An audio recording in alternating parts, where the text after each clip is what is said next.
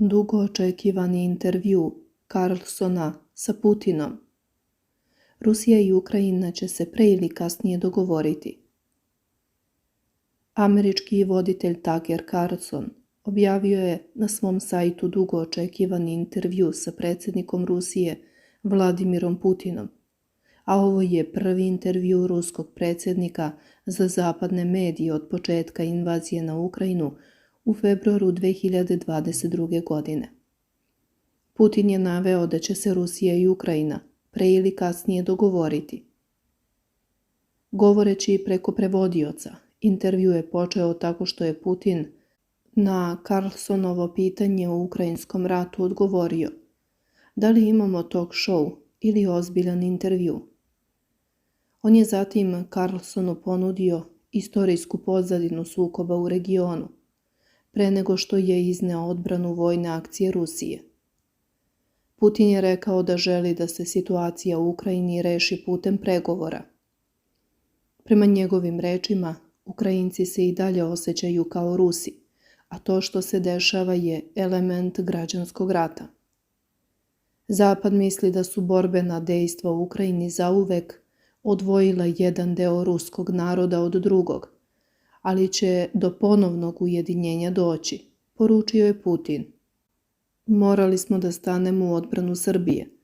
Srbi su poseban i nama blizak narod, rekao je Putin. On je naveo da je Rusija morala da stane u odbranu Srbije tokom ratova 1990. godina, jer su Srbi, kako je rekao, poseban i narod blizak Rusima.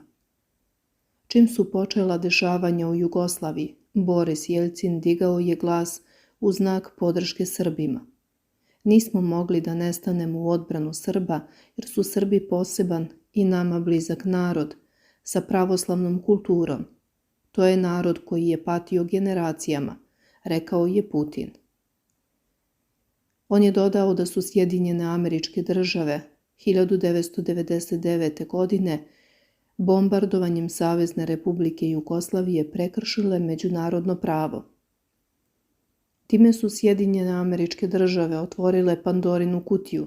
Šta više, šta je rečeno kada je Rusija protestovala i izrazila svoje negodovanje? Povelja Ujedinjenih nacija i međunarodno pravo su zastareli.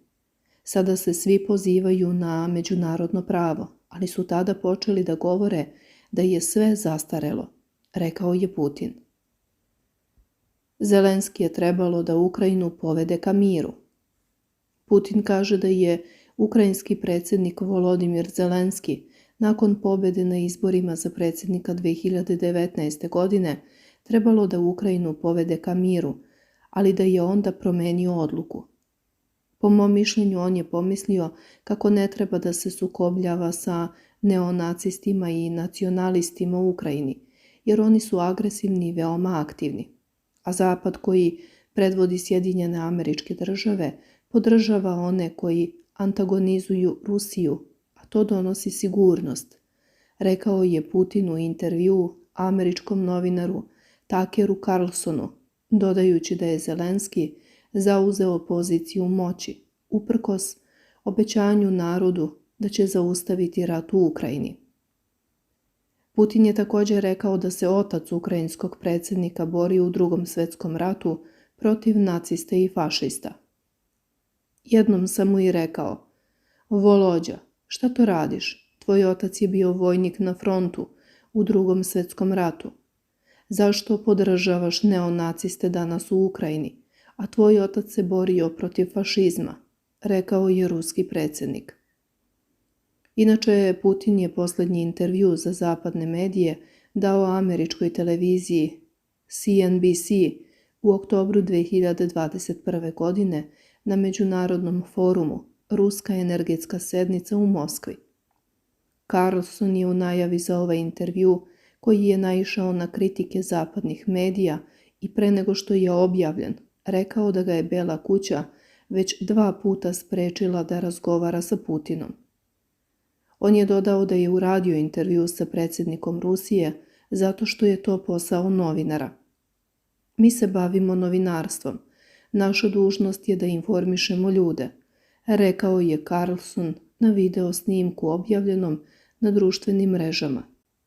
Putin tvrdi da je bivši predsjednik Sjedinjenih Američkih Država Bill Clinton nekada bio otvoren za ulazak Rusije u NATO, ali je priznao da ne može da se seti kada je posljednji put razgovarao sa Bidenom o tekućem sukobu.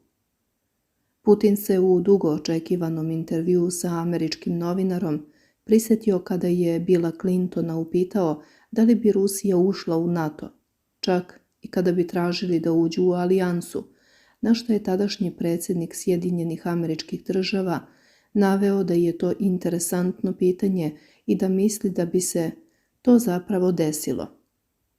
Ali kada smo se uveče sreli, na večeri rekao mi je: pričao sam sa mojim timom. Ne, to nije moguće sada. Možete da pitate Billa, verovatno će gledati ovaj intervju. On će to potvrditi, rekao je Putin. Na pitanje Carlsona da li bi Rusija zaista ušla u NATO, Putin je ponovio da je on uputio Clintonu iskreno pitanje, a da je odgovor bio ne. Da je Clinton rekao da, proces približavanja bi počeo i u jednom momentu možda bi se to i desilo, da smo vidjeli iskrenu želju druge strane, ali to se nije desilo. Ne znači ne, i to je u redu, naveo je Putin. Portparol Saveta za nacionalnu bezbednost Bele kuće, John Kirby, izjavio je da intervju američkog voditelja Tuckera Carlsona sa predsjednikom Rusije Vladimirom Putinom neće promeniti stav američke javnosti o podršci Ukrajini. Kirby je istakao da ne veruje da će jedan intervju imati značajan uticaj na čvrst stav američkog naroda po pitanju podrške. Ne mislim da će se američki narod pokolebati zbog jednog intervjua, rekao je Kirby na brifingu za novinare. Kirby je naglasio da Amerikanci ne bi trebalo da slepo veruju onome što Vladimir Putin izgovori u intervjuu, upozoravajući da je važno sagledati širu sliku i uzeti u obzir kontekst izjave ruskog predsjednika. Kirby je također istakao da je važno da američka javnost bude oprezna kada su u pitanju izjave Vladimira Putina, naglašavajući da je neophodno pravilno proceniti informacije koje dolaze od ruskog lidera. S obzirom na kompleksnost odnosa između Sjedinjenih Američkih Država i Rusije, kao i na aktuelnu situaciju u vezi sa Ukrajinom, kritičko sagledavanje Putinovih izjava je od suštinskog značaja.